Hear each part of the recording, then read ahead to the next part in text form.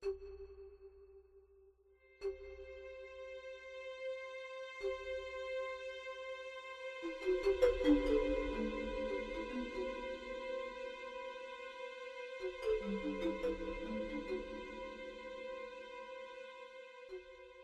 Николао си бях написал въпрос и не го питах нищо от тия въпроси. Що? Не знам. Той започна да разказва как му е бил. Не, първо каза, че там, където сте се преместили, че трябва да го освещава, защото... Не мога да спим. Не го спи. Така е. Но то беше преди една седмица. Да, вече спим между другото. Почнахте ли да спите? Да, между другото. Ама пръскахте ли го? Докато ме нямаше, намерих едно старо такова, нали знаеш в детската градина в какво ти сипаха сокче, такова в една метална в моята чашка. детска градина нямаше чаши още. Какво си пил с шепа? Не такова метално. Купичка така. Нали имат като ташчето, да, и като да. купичка. И се прибрах и видях, че вътре е палил право? нещо. Да бе, той ме пита за тамян, искаше да пали. Има, да. Да. Според мен го е проверил в ChatGPT. Да. Или в TikTok. Аз му разказах една история за... Бях взел цветена вода от Рилския манастир за мене и дадох на майка ми едно ше и после тя ми се обади, че е изпила. Да. Иванчо, какво беше това, бе? Да. Виж, Да. пречистила си. Да, с какво се сещам, че... Какво? Да видим дали ще потвърдиш, питах го дали сте плакали заедно. Да. Той ми каза, че не. Той е забрал. Той от реването си. Да. Да. Да не се прави много. Каза, че най-му е мъчно и най-много плача за котето. Потвърждавам. Да. Мисля, че за мен никога не би се разревал така. Толкова Не е ли горко. малко мъчно? Такова. А ти? За какво ревеш? Ревеш? Да. Защо? Аз рева много. Защото така човек се пречиства. И го задържаш повече. Колкото повече задържаш, толкова повече ти се отразява на други органи. В смисъл, че ти се допикава? Не, смятам, че ако си задържаш това напрежение... Ти се обезводничник Да. със сълзи. Ревнеш. Преди много така, нещата, в които снимах преди много, използваха това, че рева. И затова сега държа. Да.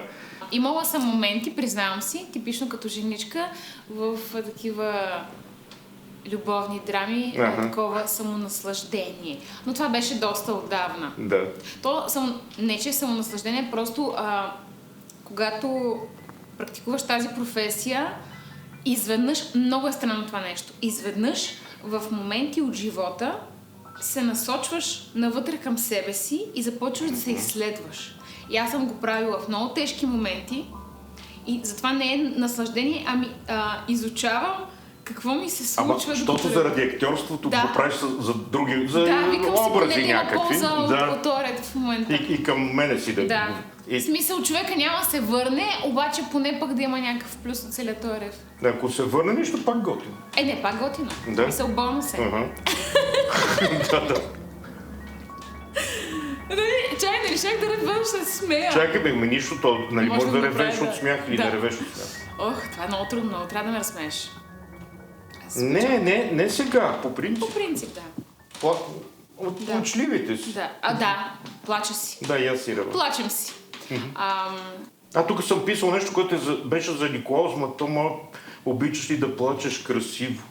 Или не ти пука как изглеждаш? Аз не мисля, че плача красиво. Като, с извинение, като надуя гайдата. И тук всички... В смисъл, така поне, ако и се снима, така поне хората ще видят, че нямам нищо. Защото постоянно актрисите са обвинявани, че нещо се слага в полицията. Това ги питах и други момичета. Защото разбрах от някой, не помня, че се снимат като плачат. Да, правят си селфита или се оглеждат, може би, да не знам. Един път съм го правила, признавам. Един път съм го правила точно в момента, в който бях почнала да се изследвам. И си казах, чакай да не мина. Това обаче беше преди сигурно 7-8 години. И беше в 6-7 сутринта. Ама се снима? Да, защото се бях прибрала от едно заведение и бях станала много емоционална, така да го кажем. И тогава започнах да се изследвам. Си казах, поне като ще се страда, дай да видя какво се случва с мен. И се сещам, че си направих снимка. Не бях много красива. Аз мислих, че ще бъда много драматична. Сега съм някакъв трева, нали? Си казахме, не е много хубаво да ревва пред хората. Христо ми разказа този човек, който снима. Да. Ми разказа една знам. история, дето Чула е съм. трябвало да ревеш много пъти заради дубли. Да. В един сериал, в който снимах, така беше... То може да кажеш кой, защото ние не сме от друга телевизия. Да. Ако искаш.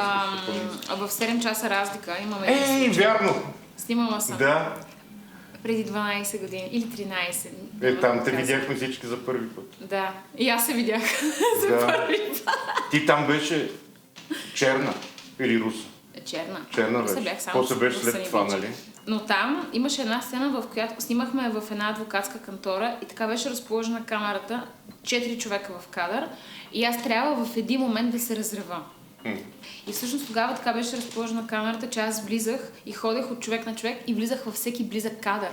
И нямаше как да се избегне това. Това е ужасно. Да, това е ужасно. Той имало на всеки общ, първо си ревал веднъж, после на всеки близък, на двойни. И на всеки близък и после и мой близък. И понеже я снимахме, тя беше така важна сцена, 2 часа и половина рев. Но имам един друг рев в същия този сериал, разбира се. Аз там много ревях. Малин Кръстев много ме базикаше за това, че постоянно трябваше да рева. Там трябваше да изпадна под хипноза, което мен никога не ми се случва. Много четох, гледах хора и всъщност трябваше да изпадна уж под хипноза и да си спомня момент, в който съм била изнасилена. Това персонажа, не аз. Слава. И трябваше едва ли да се върна към този момент и да започна да разказвам, преживявайки го наново под хипноза.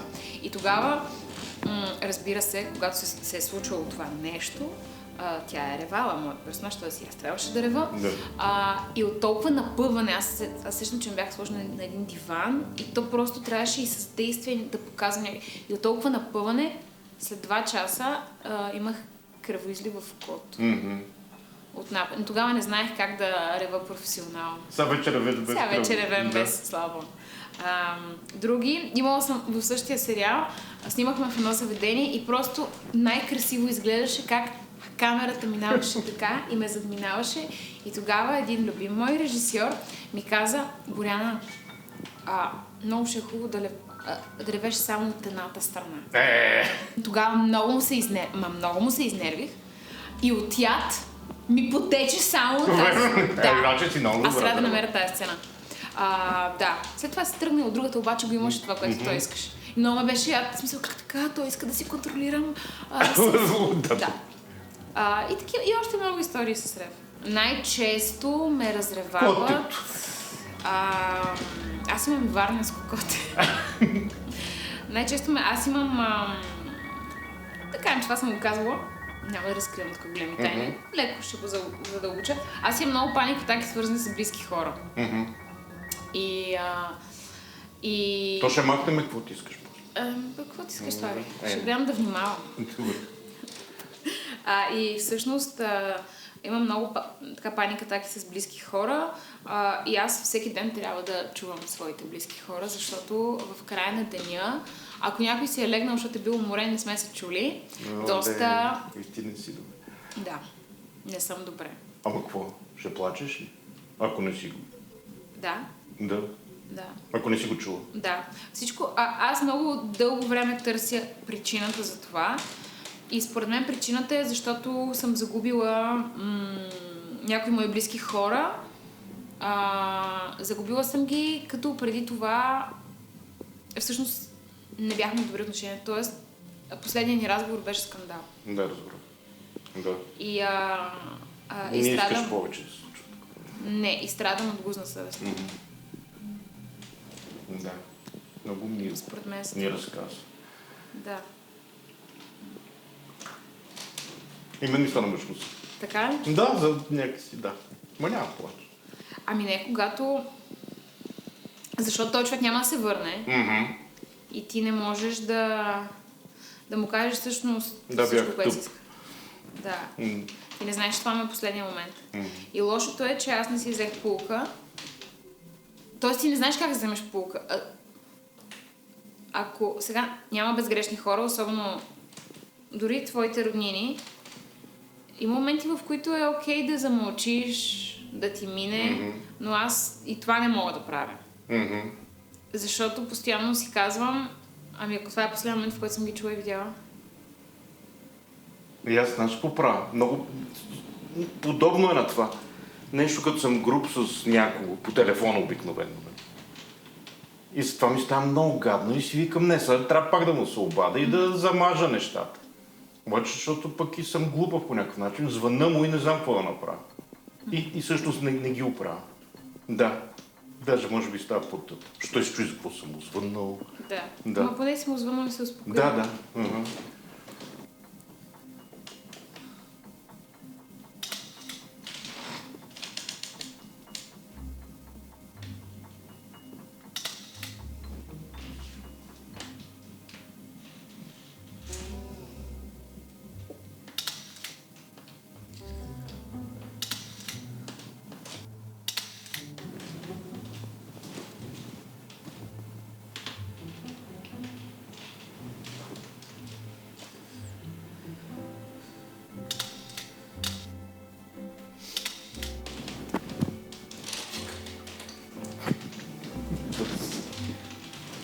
Да.